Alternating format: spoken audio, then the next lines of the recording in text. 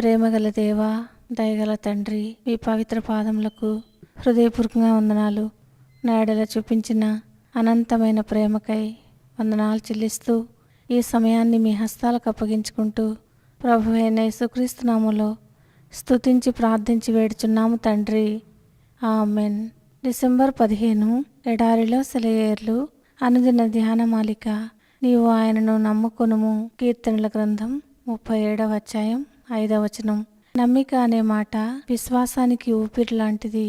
ఇది పాత నిబంధనలో కనిపించే మాట. విశ్వాసం బాల్యదశలో ఉన్నప్పుడు నమ్మిక అనే మాట వాడతారు. విశ్వాసం అనే మాట మనస్సుకి సంబంధించినదైతే నమ్మిక అనేది హృదయ భాష. విశ్వాసం అంటే ఒక విషయం గురించి నిర్ధారణ ఏర్పడి అది జరుగుతుందని భావించడం. నమ్మికలో ఇంతకంటే ఎక్కువ అర్థమే ఉంది. దానికి దృష్టి ఉంది, అనుభూతులు ఉన్నాయి. ఇది ఒక మనిషి మీద సంపూర్ణంగా ఆధారపడుతుంది. ఇది ఉత్తమమైన ప్రేమ నిండిన హృదయం ఉంటేనే సాధ్యం. కాబట్టి ఆ దేవుని మీద ఇలాంటి నమ్మిక ఉంచుదాం.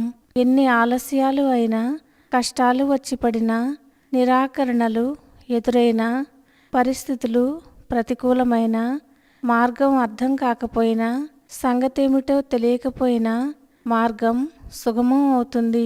స్థితిగతులు సుఖాంతమవుతాయి. మబ్బు విడిపోతుంది. నిత్య ప్రకాశం నెలకొంటుంది. విశ్వాసానికి విషమ పరీక్షలు ఎదురైతే దేవునిలో నీ నమ్మిక ఉంచు.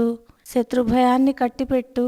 నమ్మికతో విశ్రాంతిగా ఆయన కోసం కనిపెట్టు. గూట్లో కుదురుగా కూర్చున్న గువ్వపిల్లల హాయిగా ఉండు. ఆయన రెక్కల క్రింద నీ రెక్కలు ముడిచి నమ్మకముంచి హాయిగా సేద తీర్చుకో. దేవుడు ఈ మాటలను దీవించునుగాక. ఆమెన్.